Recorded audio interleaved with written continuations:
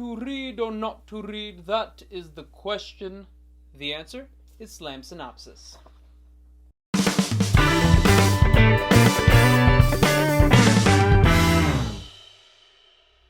So Bernardo goes to tell Francisco to end his shift, entering swift as Horatio and Marcellus to tell us of this ghost that has been causing fright for 2 nights and appears to be past his years. But it's old King Hamlet of Denmark who got killed, not like Stark, and Horatio asks, who are you? But instead of a boo, we get a goodbye as the ghost ghosts them on the platform. King Hamlet killed King Fortinbras of Norway in battle, and it rattles them for some long-winded monologues. Then the ghost is back in the Denmark groove. Horatio moves to be kind. Marcellus is on the attack, saving his hind by stabbing the ghost while the others endorse, and of course it doesn't work. A cock crowed, so the ghost's speech was slowed to a mute. They're all destitute and go en route to Prince Hamlet. King Claudius is Prince Hamlet's Uncle Scar, but by far not as interesting, opening with too many lines about his brother's death, catches his breath, and then talks about Prince Fortinbras, dead king's son, who might have fun attacking the Danes, but he maintains his stance and sends a couple of courtiers on their Norway. Claudius then asks a young man named Laertes what's going on by not letting him get a line in. It's not sin. Laertes wants to go to Paris, and his father Polonius gave him consent to be sent to France. So now Prince Hamlet enters our show, acting all emo, saying, "You're not my real father." Someone tell this sweetheart to listen to MCR. He wants to go back to Wittenberg, but is smitten with words from his mom, Queen Gertrude. How Gertrude? The king says, "Don't be sad. All boys eventually lose their dad." Hamlet detests their incest. Horatio keeps Ham abreast about the paternal phantasmic pest. Are you sure? Yup. How do you know? He had his beaver up. Phrasing? Laertes tells his sister Ophelia to close her knees to Hamlet, offer him no pleasure, and not to open her chaste treasure, with like a hammer or cleaver, because it's okay for the ghost to have open his beaver. Phrasing? Ophelia tells her brother to follow your own rules. Polonius schools his son about keeping his mouth an introvert, his ears an extrovert, and those people should not well know you, and most of all to thine own self be true. No retouching. Ophelia tells that they were talking of touching the Lord Hamlet. Phrasing? And the father continues the cage. See, she loses all agency when he says that she can't date, and she's like, great, how should I feel? Is she for real? This is the normal family of our show. Hamlet and Horatio hear Claudius party rocking below a stone, and then Hamlet moans, but the ghost comes and beckons him to follow, but his friends reckon he wallows outside, even though they're the ones that told Hamlet the ghost was here, but Ham has no fear, Shakespeare, and then the friends still just follow after on a lark, because there is something rotten in Denmark. So the ghost tells Prince Hamlet, I am your father. He is not lamented but tormented until Hamlet gets vengeance in this life and not the next. It's made so complex. He was killed by a serpent in the ear who now wears the crown. We found out that Claudius poured poison in his ear while he was asleep, not stampeded, and the mother's life cannot be impeded. Surely, mate, leave her to the pearly gates. Horatio and Marcel have no idea what happened despite following. Hamlet's not wallowing and he won't tweet the deets, but does make them swear by the sword to not mention a word to anyone, and the ghost is all, kill the spa! Actually, he also just says swear, and they would care to know that Hamlet's forthcoming act of madness is just for show, but keep it on the down low. Polonius sends this guy Ronaldo to go to Paris to see Laertes with these letters, but first he better spy on his son and don't balk him. I guess Polonius couldn't just Facebook stalk him. Ophelia comes in to say Hamlet O-field her, O-held her, and O-left her while she was sewing in a closet. Polonius positive she was literally asking for it. She doesn't throw a fit and just says, no. So Polonius thinks that Ham's madness isn't baloney, thus the cause is love.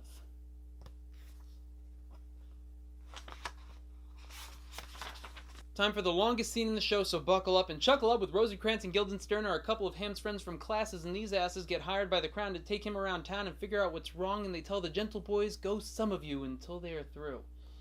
Time for an edition of exposition. Polonius blueballs the king about Ham because the 2 ambassadors have returned without a loss. Voltman won the coin toss and explains how the current king of Norway, Fortinbras' uncle, got mad at his nephew for wanting to screw the Danish, so the prince swears against that wish. You get more bees with honey, gets a lot of money, and just wants to cross the Danes' plain to go attack the Poles. Understand his goals? Oh well, moving on. Polonius says brevity is the soul of wit, and talks about Hamlet, but the queen is like, cut the bullshit, just tell us what happened already. So Polonius reads a letter, the queen gets ADHD, and then we see Hamlet has every inside-out emotion, so Paul doesn't trust him. They want to bust him behind an arras, which is a curtain where Hamlet walks for 4 hours during the day to catch him trying to snatch up his lay day, but ex-nay on the land pay, here comes Hamlet reading words, divide a hole into thirds. Then we read some clatter. What's the matter? About who? I don't know. Third base! Ham tells Paul Two-Face's old age and exents. So Timon and Pumbaa return, and Hamlet's like, I know why you guys came to Denmark. They could not best the shark who sniffed out their plan, but it proves a myth when they find out players are coming to join us. Here comes Polonius, but first Hamlet's like, hey guys, I'm in control of my insanity, so stay with me. Polonius the busy bee breaks out the buzz about the best players of literally every genre who all came in on their own ass with such gracious class. Phrasing. It's a small troop of 4 to 5. Hamlet grabs controller too, because he and player 1 recite a speech from Troy. Boy, those theater kids don't know when to turn it off. Hamlet wants them to perform the murder of Gonzago, but before they can go, he's going to teach a little extra speech. Hamlet then broods about his infernal, tortured internals, and this emotional abuser says he unpacks his heart like a whore. Sounds more like a Tumblr user. The next night, Hamlet's going to have the players perform the story of his father's demise, and if the king shows a rising guilt, he'll make him sing, because the play's the thing. End over long. So the K and Q are prodding Rosengild if their son they could best him, but they say he was niggard of question. No, it's a word, I said the D at the end. We all heard the D, I said the D at the end. Hamlet really likes the players, and Paul says the king should go see them later that night, but right now Gertrude gets the boot and has to scoot out so the bromance can poot themselves into hiding. It's Ophelia only, she's given a book to look lonely, and here it is, what you all paid money to hear. To be or not to be means to live or not to live, but being self-destructive, one should be hesitant because death may not be so heaven-sent. That is the famous line we have all called, and notice, he doesn't have a skull.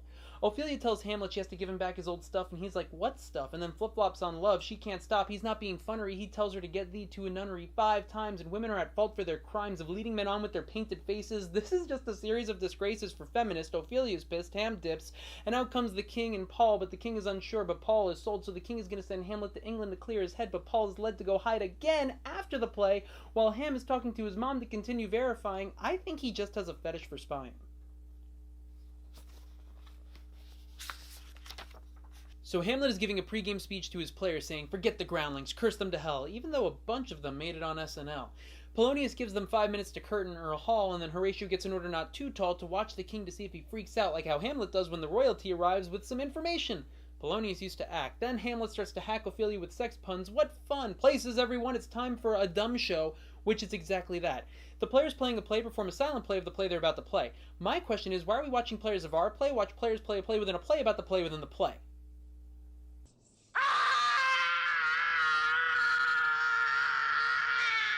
So the play starts and everyone is going all cinema sins. It pleases Hamlet to teases Ophelia, then Lucianus the character poisons the king. Claudius gets up and says, oh hell no, this is not the thing.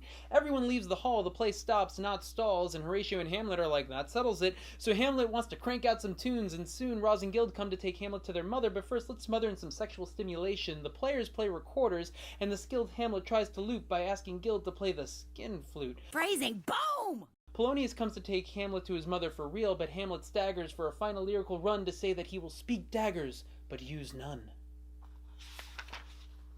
Claudius tells Rosencrantz and Guildenstern that they're taking Hamlet to England because of concerns he's drawn. Polone is like, I'm gonna go spy because it turns me on, but turned off is Claudius by his sins, which stinks, so he thinks he needs to pray. Hamlet comes in to kill, but stops against his will because despite your hates, if you kill in prayer, they go to the pearly gates. I don't care if that seems cool, that's a stupid rule, but Hamlet is the fool because Claudius was unable to pray. Polonius fills Gertrude in on the plan now because doing it earlier, I mean, how? Hamlet comes in and Gertrude's like, you offended your father, and Hamlet's like, well, you offended my father, and they circle some verbal blows until Gertrude cries for help. That yelp was not part of the mission. Ham ain't missing another cry and does pay attention to the man behind the curtain and stabs the king, except it was Polonius, whose pain he does not feign by stating, oh, I am slain. Clear, concise writing. I like it. Hamlet's like, you kind of deserved it, and then starts roasting his mom, comparing the two kings' pictures, and picture this, the ghost reappears to remind Hamlet of his true purpose. But the queen cannot see the ghost, so Hamlet boasts that he is just pretending in all this madness, and then he tells his mom the right choice is to not have coitus with his uncle. I agree with you, Shakespeare, but we gotta start letting women choose here. So Ham tells his mom to keep it all hush-hush. He'll go to England with 2 friends he don't trust. Polonius' burden, bear it he must, and he drags the body away in disgust. A4S1 gets done pretty quickly. Gertrude tells her hubby that Ham was acting sickly, and this rubbies him the wrong way, so they don't ponder. They need to send him across the pond or yonder and damage control the killing of their mole. Roz and Gild ask Ham where's the body, except Hamlet is telling nobody except that the body is with the king, but the king is not with the body, so he can't bring because the king is a thing. I thought the play was. So Tweedledum and Tweedledee bring Hammy to the king, and Ham tells the upper cruster that the body's at supper for worms. Everyone squirms. Now the body's in heaven, but if it's not there, he can go to hell and look for himself. Ooh, I bet that disc must have hurt. I feel like this body is just wearing a red and white striped shirt. So the body's actually under the stairs, but not with the Dursleys, and the king spurs him to go to England right now, and Hamlet's all, bye Felicia, but Claudius's sins he has not rinsed. There are secret letters for England to kill the prince.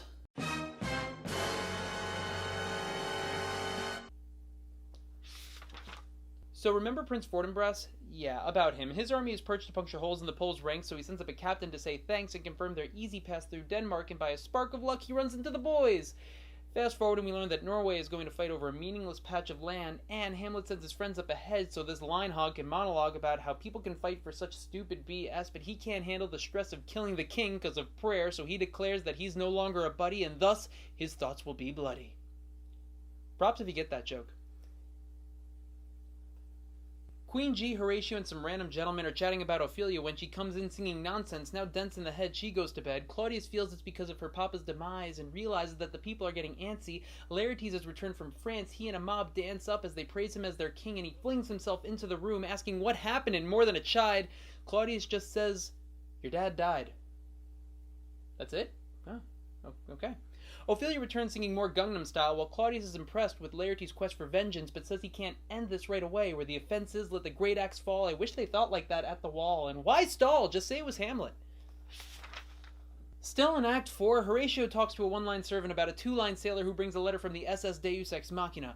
Hamlet's ship, out at sea for 2 days, got caught in a blaze of battle with pirates. They couldn't retire it, so he got captured and brought back home. The letter stated they will be compensated for their help. Don't yell because there are better letters for the king, and Horatio can't sit because he's about to be reunited with Hamlet.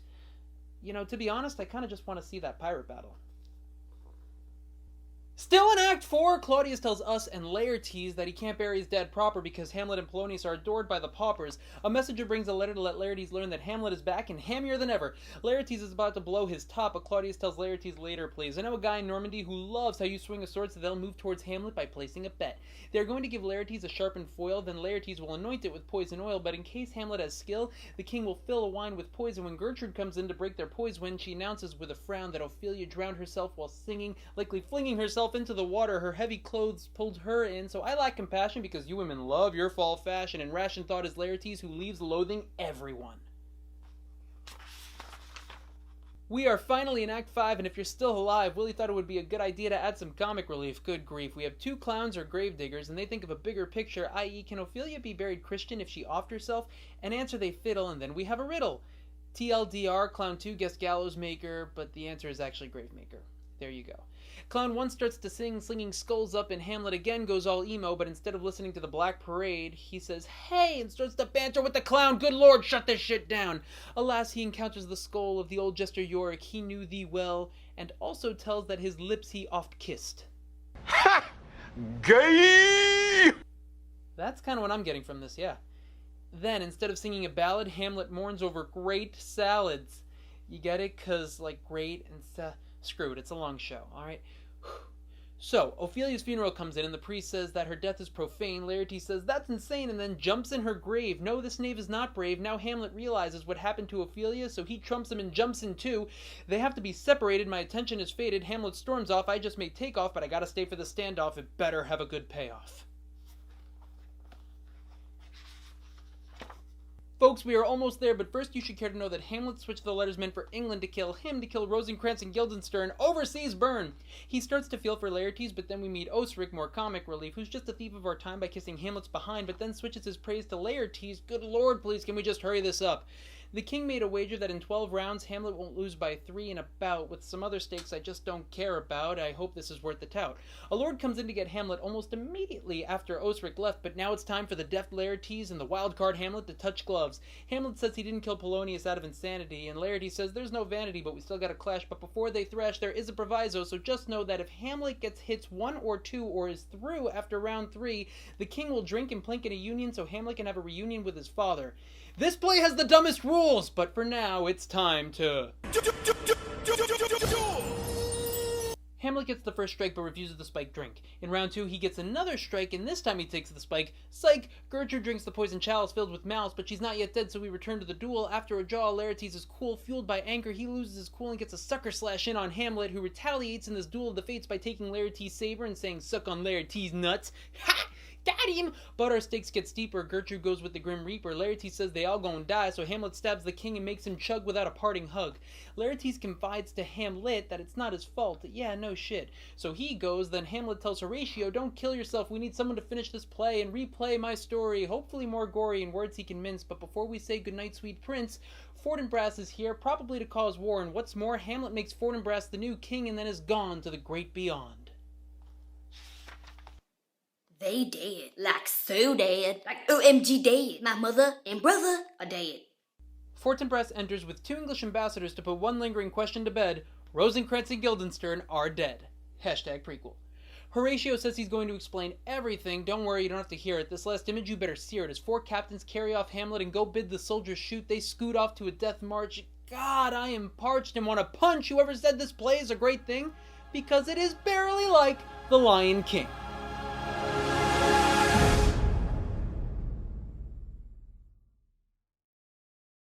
If this were to be a channel filled with fun quips in the style of lyrical prowess oft cited as slam, it would be BCuddi Poetry.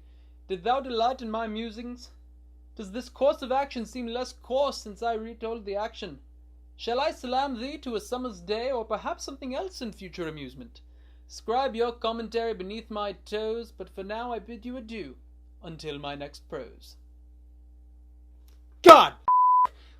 This book! Oh my God, I'm so glad I am done. If you're still in high school, this sucks. It doesn't get much better now that you're older and just know more. This isn't even Hamlet. What is this? This is Del Amor y Otros Demonios. I didn't even want to buy the actual book or get it from the library. That's how much I hate it. Just use it on the iPad. I mean, good for technology, but still, Hamlet. Someone get me a Captain Underpants.